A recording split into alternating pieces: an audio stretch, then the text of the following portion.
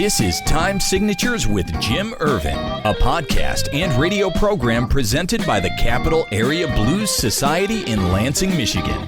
Driving up and down these Michigan roads, yeah. And now, here he is, your host, Jim Ervin. Baby, I'm home. Well, thank you so much, Parker, and welcome to Time Signatures.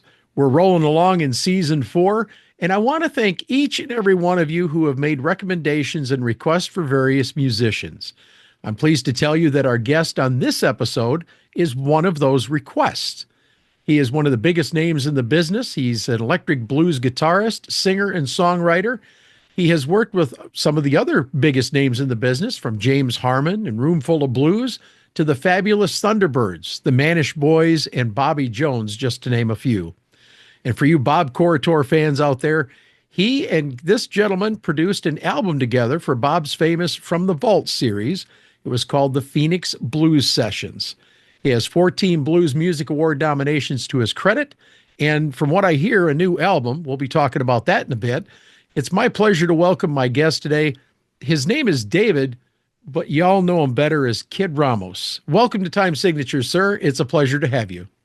Thank you. Pleasure to be here. I appreciate it. Thank you very much. Very cool. We're glad to have you. And I guess the most obvious question to start the ball rolling here is, where did Kid Ramos come from? Where did the kid part come from? Well, I mean, I was playing in bands when I was 15, so I was playing with grown men when I was a kid. And Right. I was that kid that comes around with his guitar, so it was one of those things that stuck. And when I had mentioned it to James Harman, he ran with it. And James Harman really stamped the approval of that. And it's been that some 40 some odd years later. I'm still a kid. Nothing wrong with that, right? Yeah. Even though I'm a senior citizen now. Well, I'd also like to start with your earliest memories of music growing up. Where did that begin for you? Well, I remember hearing the Beatles as a kid and seeing them on TV, in the 60s. And I had cousins that were older than me that had all these records. And we had a big family and we'd have gatherings and play records. I mean, there was no internet, there was no cell phones. So it was organic. And we played records and listened to all this music and whatever was popular in the 60s. I just remember hearing all those songs, and music just was something that spoke to my soul. My mom was a singer, professional singer. My stepdad toured with the Metropolitan Opera, so that he was a singer, and they would perform, together and separately. And my stepdad played guitar and accompanied himself and sang, different type of songs and popular songs as well. So it was Sure. always around, just always around. Now, with those deep musical roots in the family home, did you find that your parents supported your early endeavors as you found your way in the musical food chain, so to speak? Absolutely. My stepdad showed me some of the first chords. I remember going to a friend's house in junior high school, and he had a nylon string guitar in his room, and I just started playing that thing. And every time I went to his house, I just picked it up and played it. And he goes, why don't you just take that thing? And I think I gave him $5 for it. And I Wow. took it home, and I started playing that. And my stepdad showed me how to tune it and showed me a few chords in the open position, and I just kind of ran with it. And I was working at his gas station at that time. He had a gas station in downtown Anaheim. I was about 13 or 14. And I remember in Anaheim back in those days, there was a lot of pawn shops on the street where his gas station was. Sure. And on my lunch break, I'd go to those pawn shops and look at the guitars hanging in there. And I just was fascinated with the way they looked. I don't know what it was, but just something about it. And then I saved my money working in his gas station, and I bought my first electric guitar for $37.50, and it was Wow. horrible, horrible guitar. I loved it, but it was the action was really high, really hard to play, and I proceeded to get scabs on my fingertips from playing it. And my stepdad says, "You're pretty serious about this guitar thing. I'm gonna get you some guitar lessons." So I went to the local music store in Anaheim, and there was a young guy there who was probably maybe 4 years older than me, who played guitar in bands. And he said, "You know what, kid, we got to get you a guitar. This is a horrible guitar." So he had a friend that had a Gibson Melody Maker, like a student 3/4 scale, guitar, and I bought that Yeah. for $75, and then I was on my way. It was considerably Wow. easier to play. Yeah. Now, do you still have that old Gibson, or is that long gone? Oh my God, it's long gone. I don't. I've had so many guitars through the years, and I could not tell you where any of them went. Really, maybe Okay. one or two I could tell you where they went, but most of them I just don't even remember. I'd get rid of one to get another one, or trade them, and of course, then when I got married and started having kids, it was like, well, you can't eat it, so I'd sell it, and pay bills. So they Been just there, came. man. Yeah, they came and they went. That's how it Yeah. was. Now, according to your bio information that I found online, you spent much of your teen years gigging at parties and nightclubs, as you said, playing with grown men and coming up that way. But it was 1980, and your affiliation with James Harman that really set you on the path to become a professional musician, wasn't it? Yeah, absolutely. James Harman was a turning point in my life. We had a mutual friend named Steve Sost who had a guitar shop in Anaheim, right across the street from where my junior high school was.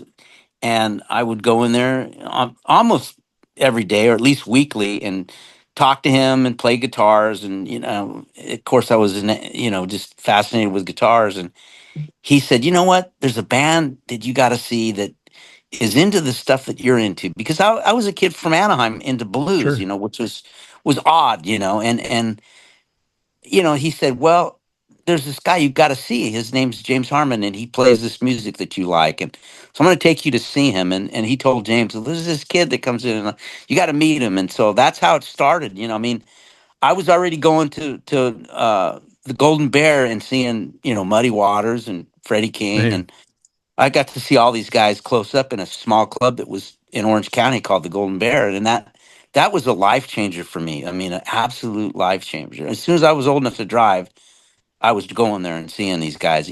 I'd try to drag friends with me. If not, I'd go by myself, and they served food, so you were able to get in the first set, and so that's basically that's what I did. I just went down there and started seeing Wow. all these people. So I had a, Yeah. I had a background in because I was buying records already at 14. I was going to the local record store and buying blues records, and when I bought BB King live at the Regal, that just blew my mind completely. That was a turning point for me, Yeah. and I got that bug. It was like people that know what I'm saying know what I'm saying. It's a Yes, thing sir. that you're just fascinated with it, and it's an obsession. And at that time, you don't have all these things that you have nowadays. So I think it was more of a hands-on, like an archaeological dig into the music, where you had to go find these records, you had to go to thrift stores or whatever, find the records, read about the guys, find out where they were, if they were still alive, and when they were playing, where were they playing, and that started that. And then, of course, meeting James Harman was the huge turning point, because James Harman was already an established guy that was had a band and was traveling, and he was doing it back in the 60s and 70s in Florida, and then he came out to the West Coast in the 70s and had a band called the Ice House Blues Band. And he was James was, I guess James was about, probably 10 years older than me or something, like maybe older than that. I don't even remember, but he was Okay. older. Yeah, he was older. So he started, once I met him that first night that I went to see him, it was an epiphany. I mean, it was a turning point where I just went. We came into this club they were playing in. It was a bar restaurant, and they're playing James Harman band. Stephen Hodges on drums, Willie J. Campbell on bass, James Harman, and he had a guitar player called Soup Bradshaw, who had played with Freddie King as a second guitarist, and Johnny Otis played with Johnny Otis, and he was an older guy, and he was playing guitar. But when I walked in and saw these guys, and they had on like shark skin suits and slick back hair, and that's how I dressed, and it was like, okay, Yep. I'm not an oddball. There's people that actually like what I like, and it's like you landed on a planet where you finally spoke the language that the planet spoke. You know what I mean? Yep. And that's what it Yep. was. And that was the turning point. And he invited me up to sit in because of the recommendation of my friend that brought me there. And I did poorly. In my mind, I did poorly. I tried to play the guitar that this guy had, and it was really difficult to play. And I was nervous, of course. but they were very gracious to me. The whole band was very gracious to me. And James said, "Hey, come back and bring your own guitar. Come back and we're playing here tomorrow night." So I went home and practiced and listened to records and got all dressed up. And I went back the next night and they called me up and I got up there with my own guitar and I thought, okay, at least I did better. And I made an account of myself. Sure. Showed myself. And the next day he called me at my house. Called me at my mom's house. I was living with my mom at the time, and I was just like amazed that he called me. He goes, "Hey, why don't you come by the house and let's hang out, talk. I'm gonna play some records for you," because he had a record collection that was unbelievable. He had records like he had a room that was all records from the floor to the ceiling shelves, and he had one wall that was all 78s and another wall that was Wow. 45s, and Wow. the collection he had was world class. I'm telling you, world class collection. So he started making me cassette tapes back then. That's what the medium was, and so he put the Hmm. records on. We play records, and I started following them around. I started going to their shows, and they'd call me up to sit in, and that went on for a fair amount of time. I don't know, months, several months probably, until one day he said, "You know what? You're ready to join the band." Because I by that time I'd learned all their material, all their songs. Sure. Well, That's how it talk started.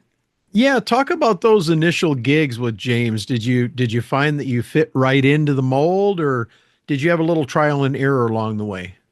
Well, I had a lot of rough times along the way because I was just a kid, man. Literally, I mean, I was 21 years old, Yeah. and Gene Taylor was the piano player at that time. He was the piano player in the band. I don't know if you're familiar with Gene Taylor, but wow, Yeah. Gene Taylor was an amazing. Obviously, went on to play with the Blasters and the Fabulous Thunderbirds, where I ended up being in that band with him too. And he was already at Canned Heat. He played with a bunch of people. So Gene was in the band, and he was intimidating to me.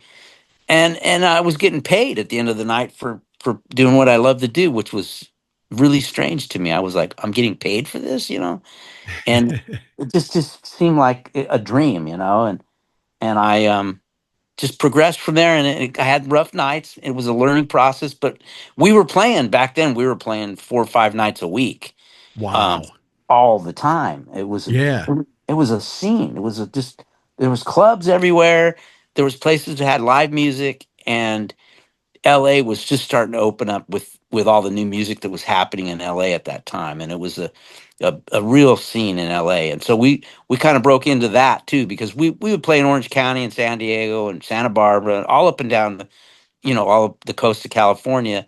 And Sure. then in LA, it was more of a showcase type thing where it wasn't about how much money you're going to get paid. It was about you're going to get to play in front of an audience that something could happen for you. And that Yeah. because we were making money playing these clubs everywhere else. But when we went to LA, it was like, oh, okay. And then we started making money, but not at first. It was like kind of like, let's see what you got and if you can bring some people in.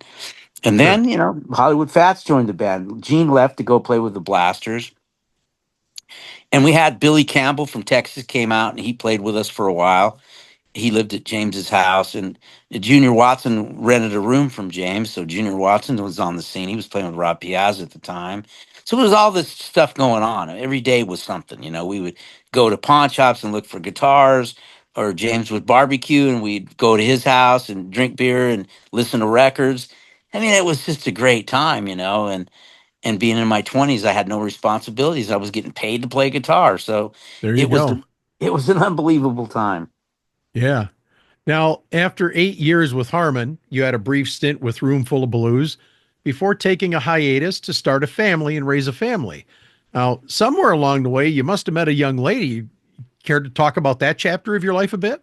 Yeah, so I had met my now wife, who was to be my future wife, while I was playing with James Harman, and we dated and dated, and finally, it just was one of those things where it was a natural course of things, and we were in love, and we said, she suffered along with me because I was gone a lot, I was on the road and stuff, and I think we dated for almost 5 years, and then finally she was like getting tired of it, like you got to either figure out what you're doing or whatever.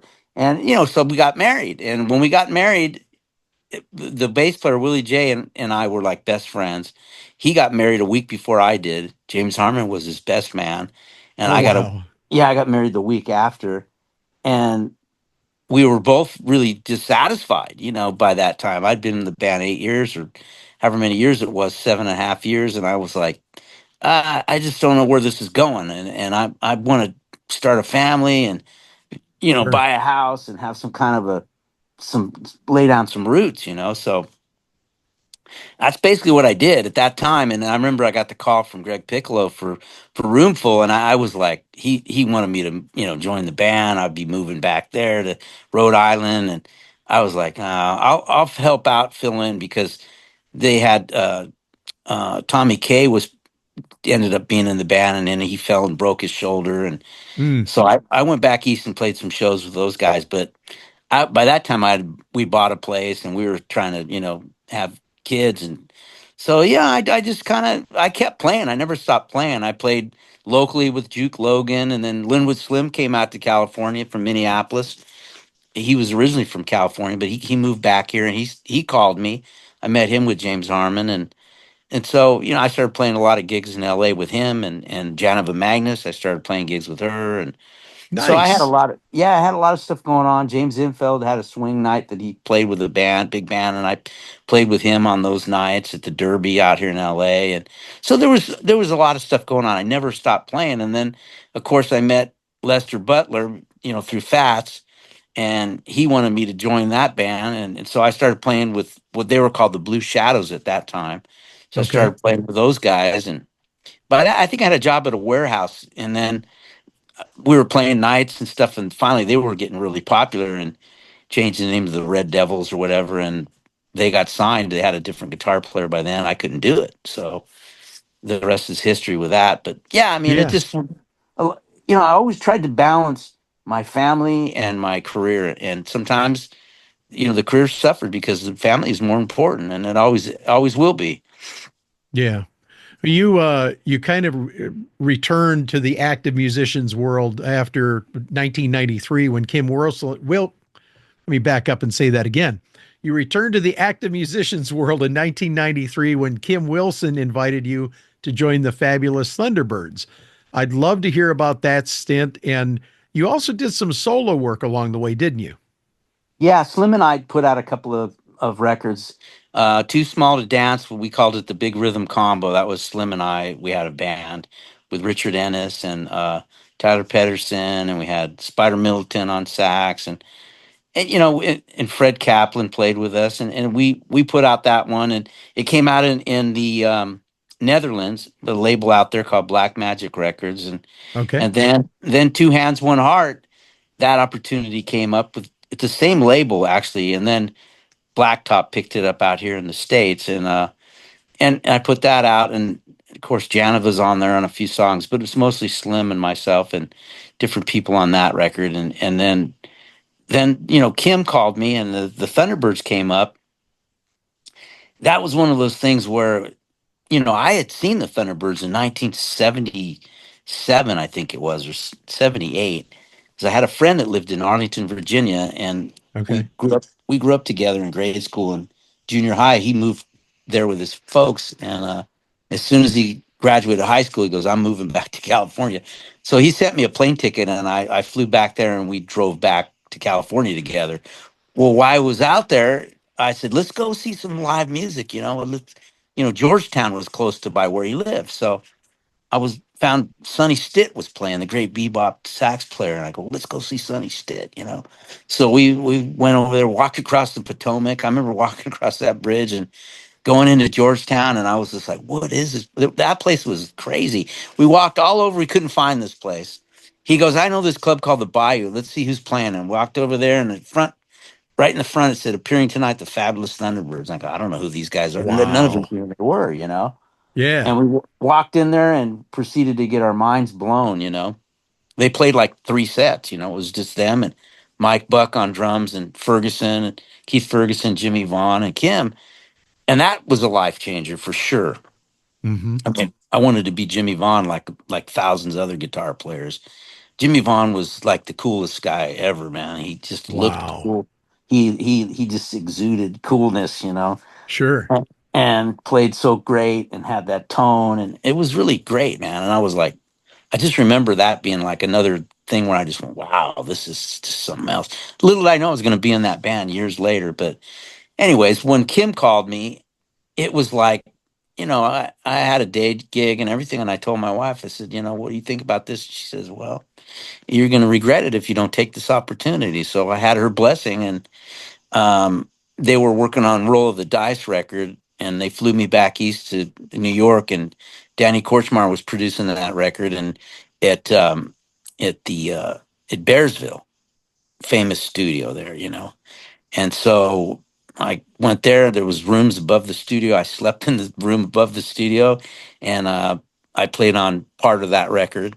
That was my first recording with them, and I remember that during the daytime, one of the days, um, Levon Helm came down because he lived right by there, and we Wow. got to jam with Levon. It was just like, wow, this is like so hip. All the stuff that was happening, and Danny Korchmar, of course, what a great producer he was, and so it was a really great experience. And basically they put it on me like, well, we're gonna see how this works out in the studio with you, and I guess they liked what I did, and so the offer came to join the Thunderbirds. So that's what I did. And the first year I was in the band, we played 200 dates. Wow. Yeah, it was crazy. Yeah. Talk about a trial by fire. Exactly, go from zero to 60 in 1 second. That's what Yeah, it no was. kidding. Yeah, Well, Kid, after touring and recording with the Fabulous Thunderbirds until 2002, you played along with the Manish Boys, but you also formed a roots quartet known as Los Fabulocos, releasing a debut album in '08. And then in '09, you played Newtoden with Bobby Jones. Talk about this slice of time a bit, would you? yeah. I had met Los Fabilocos. They had another band. Some of the guys from that band, Jesse Cuevas and Mike Molina, they had a band called the Blazers with Big Manny. That was like an East LA band, in the vein of kind of like Los Lobos, but they had their own thing. And so they were starting this. Jesse had this other band, Los Fabilocos. He was starting, and he said, "I need a bajo sexto player." And I said, I don't know anything about playing bajo sexto." No, no, man, I'll show you, man. It's nothing to it. I'll show you. I have one. I'll lend it to you, and I'll show you the few chords, and you'll figure it out. So that's how that kind of started. And basically, I just kind of figured out my way around on that thing, and of course played guitar too, not just bajo. And then it just was just I just loved the vibe of it. It was just so great. In fact, we're doing a reunion gig in in April coming up here. So Nice. yeah, I'm really looking forward to that. And excuse me, I'm gonna grab a drink of water. That Yeah, no that problem. that kind of started a whole new thing for me because it was a different, style of music and a different instrument. Hmm. And what a great bunch of guys, and we just clicked really instantly, and we just started doing all these gigs all over the place, and people dancing. It was fantastic. And I was with the Managed Boys at the same time, and doing stuff with Bobby Jones. We went to Europe a handful of times and some festivals in the States, and of course Randy Shortcuff had the label Delta Groove, and I said, "You got to record the Fabulocos, man. We got to put a record out on these guys. These guys deserve to have a record." And he gave me a hard time about it. I miss Randy. He's gone now. God bless him. But he was a character and a half, and he just trusted me enough to go, okay, all right, go ahead and do it. Let's see what happens. And we had David Z, who engineered it. We went in the studio in a couple days and knocked that record out. And Randy called me like a few days later and said, "You know what, man? I love it." He was playing it for his maid, and she was dancing around his house, and he just goes, I love it, man." So we ended up doing two records with Delta Groove there, and Nice. yeah, and then during the course of that, there was all the Manish Boys stuff was going on as well. So I was a part of a lot of that with Kirk Fletcher and with just different people that came in up, Paris Slim, Sure. uh, different people. And Bobby Jones was one of them, Finest Tasby, Johnny Dyer. They were all singers in that band at different times. So it was just a great time. Yeah. Now, I wanted to ask you, playing over in Europe, how were you guys received over there? Yeah, I know it's a different world. It always has been a different world in Europe for the blues musicians. What was the most notable difference between blues fans there and here in the States? I think they really, really get American music. I think they really do get it. I think a lot of times Americans take it for granted because, we're inundated with so much over here. But over Yeah, there, they really are fans of American music and they understand it. And in a lot of ways, they know more about the history than a lot of the people over here do. They really follow it. The first time I went there with Lester Butler with the Red Devils. The first time I went to Europe, actually, I don't remember ever going there with James Harman band, and okay. and I was amazed that people knew who I was over there, and they would come and have me sign, Two Hands, One Heart, or whatever records that they had them. I was just really amazed, and they as the years have gone on, I've been over there many times, and people show up with all your records. They know which ones you played on, other people's records you played on. They come with Wow. handfuls of stuff to sign. It's really great. It makes you feel you know really good because you feel like you've actually got through to some people, and it Sure. wasn't all just kind of going running around in the dark. So Yeah, it's really a great feeling. I think they really appreciate the music, and I've always felt like they appreciated me whenever I went there. very cool. I need to turn the page here. August of 2012 was a decidedly difficult time for you, wasn't it?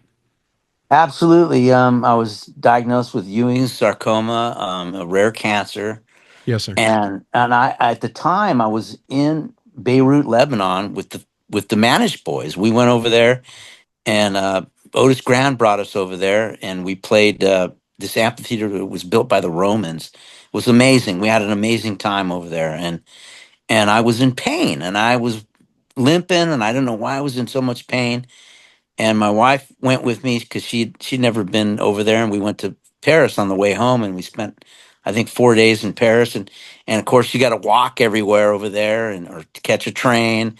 By the time I got home, I could barely get up off that plane and get. We landed in L.A. I remember getting up off the plane and just thinking, man, I don't know what's wrong with me, but something's wrong. And of course, I went through the medical, procedures here where they misdiagnosed me for I don't know how long, and finally they figured out what it was I had. And basically, I remember being in my car and I was by myself driving, and my phone rang, and it was my doctor. And I pulled over to the side of the road. He says, "You got a minute?" And I said, "Yeah." And he goes, He started to lay out what I was going to have to do. And it was basically, you're going to be in the hospital for 5 days at a time. It's going to Wow. be 7 hours of a chemo infusion, five different chemo drugs, and you're going to have to do several rounds of this and radiation, and then we'll do surgery. And oh man, I got off the phone. I sat in my car and I Mm. cried. I mean, I had a good cry, and Yeah. I just I surrendered, man. I just surrendered at that time. I'd been a Christian a long time, but I really surrendered, man, because I Yes, sir. realized that I had no control over it. It was nothing I could do. It was just completely something that you don't even see can take you to your knees like that. And I had absolutely no control over it. And I surrendered, and I just said, God, your will be done, whatever it is. If I'm going to live through this, then I'm going to live through it. But whatever it is, I have no control, so I'm going to trust you. And I surrendered, and I had peace at that moment. I had peace about it, and that began what was going to be almost 2 years. I had chemotherapy. I did 12 rounds of chemo, where one round was 5 days in the hospital, and I did Yeah. 12 of those. 12 rounds. I did radiation 5 days a week. I mean, it was a brutal thing. I mean, I'd be in the hospital, and the doctor would come in and look at me, and I think he was amazed I was still alive. He'd just go, "Okay, we'll see you in 3 weeks," and this went Wow. on. Yeah, this was a process, and until thank you, by the grace of God, I've got through it, and I'm a cancer survivor to this day. I don't have cancer that I know of at this moment, and it changed me. It changed my life because it just you realize that the things that are important in this life You Yes, could sir. hold them in the palm of one hand. There's not that many things that are important, and we're all gonna, our life here is not gonna be very long. Even if you live 100 years, it's over with so fast. Yep, absolutely. So that was the realization for me, and people were so supportive and kind to me. There was people that had benefits for me, and even in Europe, and they sent me checks. I mean, it was Wow. incredible, absolutely Yeah. overwhelming and incredible what the kindness that people showed me, and I got through it by I say by the grace of God. And in the midst of all of this, you produced Floyd Dixon's final recording, Time Brings About a Change. And by the way, I kind of find that title to be a little serendipitous. You also produced the accompanying documentary. This had to be, despite all of what you were dealing with, wasn't this a little bit on the order of really cool for you, an amazing time? Oh man, I remember when I first got the call to um, Bob Auerbach called me. He says, "Yeah, we have a mutual friend. I'm reaching out to you to see if you'd be interested in producing a record by Floyd Dixon." I almost jumped up and down. Floyd Dixon? Are you kidding me? He goes, "Yeah, I'm going to see if you can come meet with me and Floyd, and we're going to have lunch. And can you come meet and we'll talk about it?" And Floyd was just like the gentlest, kindest guy, and he was just had a real unassuming air about him.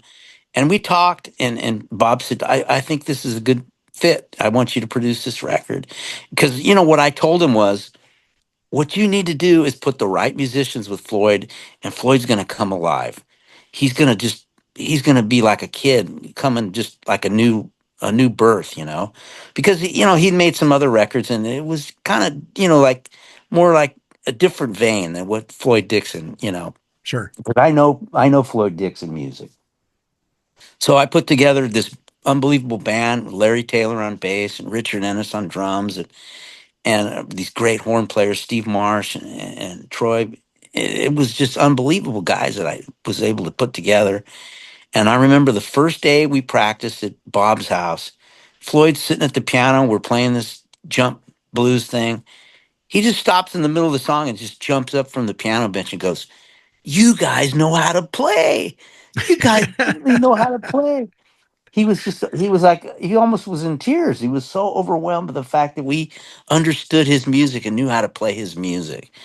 And that was the beginning of a beautiful thing. I got to have Floyd over to my house for dinner, and I just had great times with that man. And at the time, I don't know if he knew it, but Bob knew it, that he had cancer. He was dying of cancer. So, Wow. we got to make that record, and it just was an unbelievable thing. Such a special thing, and he died, I think, like a little over a month after that was done. Mm, wow. Yeah. Um, in March of 2014, the Orange County Awards bestowed its prestigious Lifetime Achievement Award on you. It was at this event that you made another big announcement, didn't you? Well, I was cancer free, and I'd gone through that cancer, and I gave God the glory, and I made that announcement, and I just basically just I tried to I tried to be humble and accepting that thing. It's hard to accept a lifetime achievement award at that age of your life, and still being able to take in the weight of the whole thing, and Sure. yeah, it was really special. My dad was there, and my brothers and my sister and all my family was there. It was really a special time, because I had overcome, not just the obstacles of life and time, but the fact that I was surviving cancer was really an amazing thing. Yes, sir. Now, Kid, you have 5 solo albums to your credit, a couple of others that you've collaborated with along the way with some fantastic musicians. Most notably, one of my favorites, Bob Cortor, as we mentioned at the opening of the episode.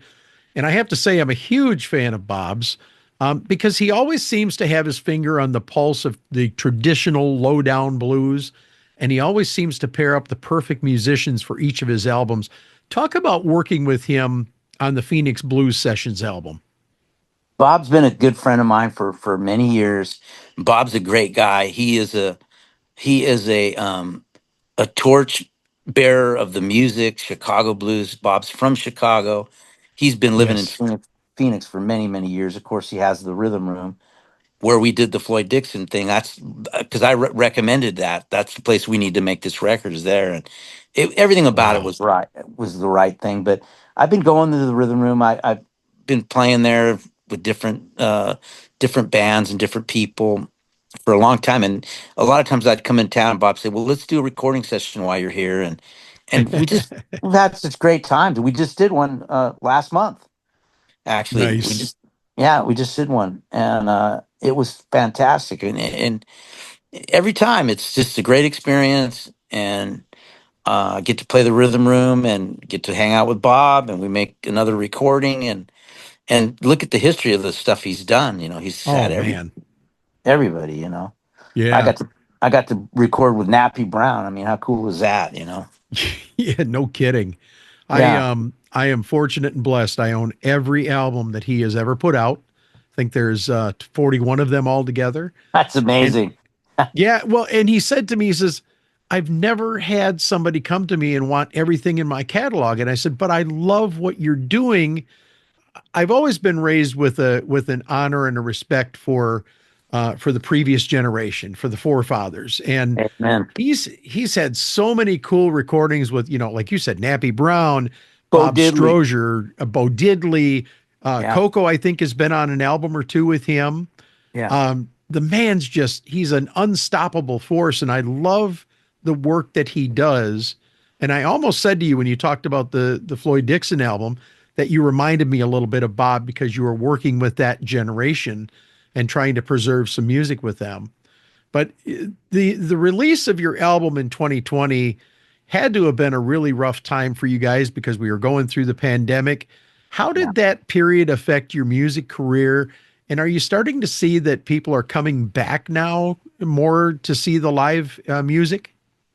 Yeah, I think so. I mean, it to me, I mean, the fact that the COVID thing was a real bummer because I had this band, the Proven Ones, with Yeah. Brian Templeton, who's on the gospel record, and Willie J. Campbell, who I was in the James Harman band, and the Fabulous Thunderbirds and the Manish Boys, and we lost him 2 years ago to ALS, Lou Gehrig's disease, Yeah. and we got to make this great record with him before he died, and so there was just a lot of stuff that happened in that time. I don't know if you have the Willie J record or not, but if you don't, I need to get you one because everybody's on it. Okay. Sugar Ray Rayford, Janova Magnus, Joe Louis Walker, um, Sean Pittman, Anson Funderburg, Mike Morgan. I mean, there's all these great people came to Jimmy Woods. All these people came together for our beloved friend Willie J and supporting him. And Wow. because when he got diagnosed, he told Brian and myself, he said, I got one more record in me. And he was, declining pretty rapidly. And he did. He had one more record in him. We got to do that record with him at at Dockside in Louisiana. What a great studio that is, and How cool. what a great experience that was. Jimmy Bott on drums. I mean, it was a labor of love, and it was really bittersweet because we knew it was going to be his last record, and he died Sure. like maybe 4 months later. He passed away. It was really rough, but that period was great. As far as being able to make that record and Yeah. like I said, we had this great record. We did the Proven Ones. It came out in January, and COVID came out right at the same time, and that was the end of that. That was the end of So that. so many musicians have shared the same or similar stories with me that they were on a trajectory and it just flatlined and dropped and they had to Yeah, start all over again. But let's turn the page for some good news. Here's the yeah, big yeah. Amen. news of this Amen. interview is Kid Ramos is not just about his history in the blues. He is also getting ready to drop a brand new album, the first in 5 years, according to your release on Nola Blue Records on March 21st. Strange Things Happening is the title, and you have some incredible musicians joining you on this album. But the one thing that caught my eye is this album is gospel blues, featuring songs made famous by the likes of Sister Rosetta Tharpe, Mahalia Jackson, the Soul Stirrers, and Bob Dylan. It Yeah. also includes one family member. So I'd love to hear the details of this. You know, it's funny how God works and what and strange things happening is really God works in mysterious ways.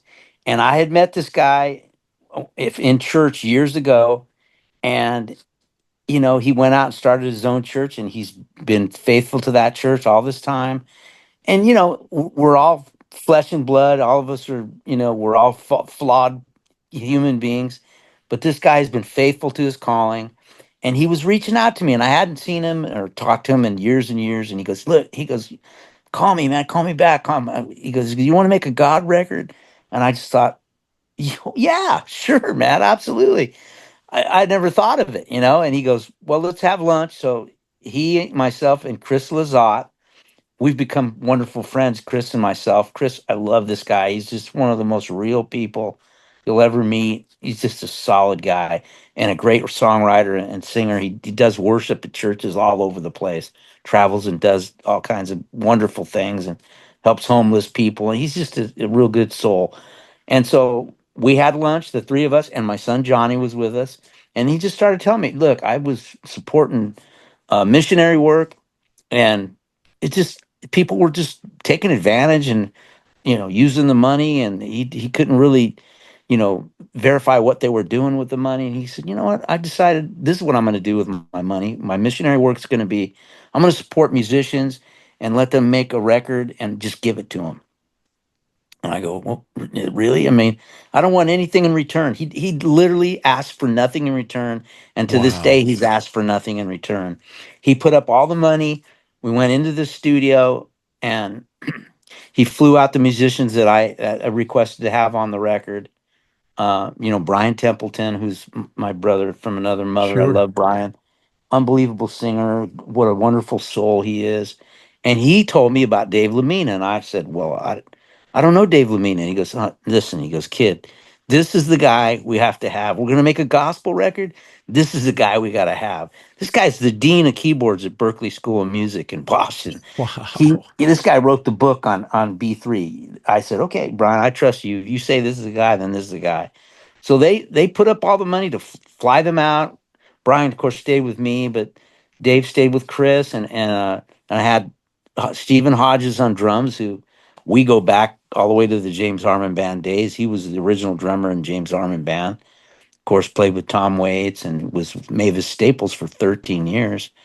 And Wow. so, yeah, I mean, he's just a wonderful soul and a great drummer. And so, and that Mike Turturro, who I met through the 44s, who I'm playing with now, we're doing 44 shows, me and him and Johnny Main. So I had Mike on bass, and that was it, and my son and myself. And basically, they said, "Well, we're going to pay for the studio, we're going to pay the musicians, we'll pay for everything, and we're going to hand you the masters, and you just do whatever you want with them." And they ended up printing 100 CDs too, which I pretty much gave them away. And that's how it started. And when I got to the studio, a very small room, and the engineer says, "No, no, we're going to just record live in this room, all of us." I'm like, "Really?" He goes, "Yeah, yeah, no headphones, no headphones." So Wow. the singers are singing in the room with a little Yeah. one speaker as the monitor, so we can all hear him. And that's how we recorded. In 2 days, we pretty much tracked all that stuff, and it's just all recorded live. The singing is live. The only overdubs were the background vocals that we overdubbed, and we No overdubbed. kidding. Yeah, we overdubbed piano on some stuff because he played B3 in the room with us, and then a lot of stuff has piano and B3. The accordion we overdubbed on the one song, and the trumpets we have on one song. Other than that, we pretty much did everything live. Very cool. And I have to tell you, and I'm speaking truth here. I really enjoyed the album. It's a lot of people accuse me of liking just about everything out there in the blues genre. I have a very wide. I describe the blues as a buffet, and you take a little bit of this and a little bit of that, and you put it Yeah, on your plate, and it makes you happy. My plate just happens to hold a little bit more of a lot of different types. I love it. And I've said for a long time that blues has touched virtually every genre of music out there. And this album is a perfect testament to that. And, yeah, it's a gospel album, but it's a very well done gospel album. And I think that you're going to get some really good acclaim from it. I honestly do. That would be amazing. I always make music and with no expectations. I make music I enjoy, and I just hope people enjoy it like I enjoy it. I don't ever have any expectations of it. It's just comes from the heart. I play from what's in my heart, and Yeah, I think everybody that played on this record did the same thing. And my son just killed it too. He was amazing on the songs he sang, and it was just a joy to do. We just had nothing but a great feeling doing it, and everybody was happy with the work they did, and the fact that we did it live like that in that small room with really small amps. It's amazing that it sounds the way it sounds. It's really has that feel, and yes, like you say, the blues has touched everything, and like all the people that came from the church that went, a lot of the blues people came from church. BB sure. King, if you listen to BB King sing, he's a gospel singer. In fact, Absolutely. two of the songs we covered, BB King covered. Working on a Wow. building, yeah, working on a building, and what's the other one he did? Well, there's two of them on there. I can't remember the other Okay. one, but yeah, I got those off of BB King. BB King sings spirituals. I mean, it's unbelievable. And Yep. and Mahalia Jackson and Sister Rosetta Tharpe, come on, the Soulsters. Sam Cooke started in the church, Then I mean, all of it is just you look at like Son House and his Yeah. conversion. All these guys, they all had that background. Yep. They came from the church, and it's kind of full circle. Well, Kid, I have to ask you one final question here before we wrap up. Actually, I got two questions, but the one that just struck me as you talked about your son being on that album, what was it like having another generation of Ramos join you on that album?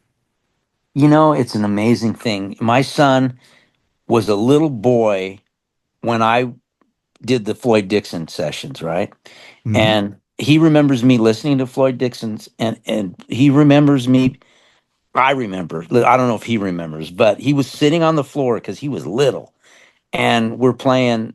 I'm playing "Time Brings About a Change," the original version that Floyd cut in the '50s, and he just looked at me. He goes, "Dad, nobody can sing a song like that.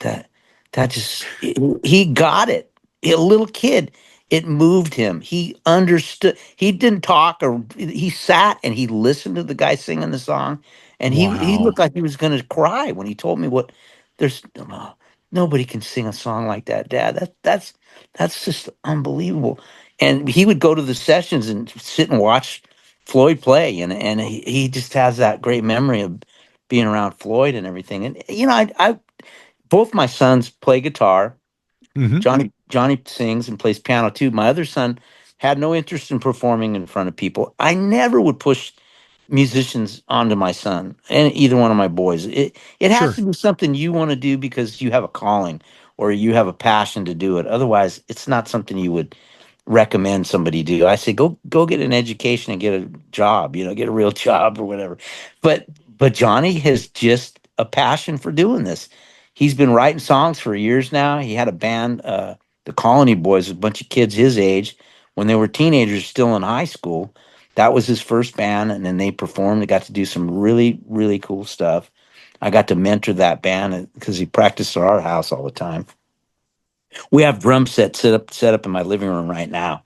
So every time he has his band practice, they're in my house. So Nice. Nice. yeah, so Johnny is just he's been a blessing to me, and we've been able to perform together. We went out to Prescott, Arizona, a few weeks ago and performed at a theater, and he did the Richie Valens stuff. We did the day the Nice. music died. Yeah, it was amazing. So Wow. it's really a joy. Well, Kid Ramos, it has indeed been a pleasure to have you on today, sir. I want to thank you for taking time to speak with us today.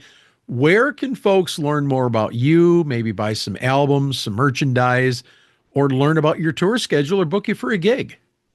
I pretty much would say Facebook is probably the easiest thing. Kid Ramos on Facebook is my wife pretty much runs all of it, and Okay. she's really into promoting. She does a good job of it, and that's probably the best way to keep track of what I'm up to. And I just appreciate people following me and buying the CDs or downloading the music, whatever they want to do. It's just it's always an unexpected joy for me to realize people like what I do. Yes, indeed. Well, before we wrap up this edition of Time Signatures, I want to take a quick moment to express to our fans and our followers and those viewing today, if you care about live music being out there, the story is that it takes about 5,000 streams to equal the sale of just one $20 CD.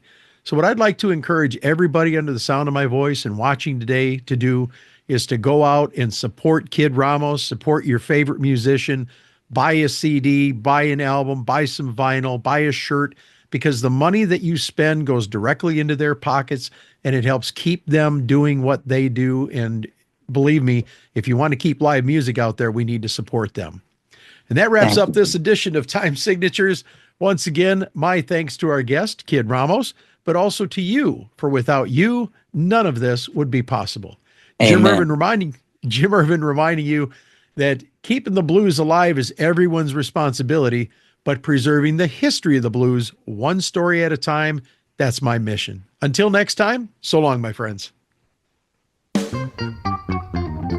This has been Time Signatures with Jim Ervin, presented by the Capital Area Blues Society in Lansing, Michigan. For more information on cabs, visit capitalareablues.org. You can find this episode and past episodes at lccconnect.org. The Time Signatures theme song, Michigan Roads, is used by permission and was written by Root Doctor, featuring Freddie Cunningham. You know I'm trying, baby, driving up and down these Michigan roads, yeah. Until next time, keep on keeping the blues alive. Baby, I'm home.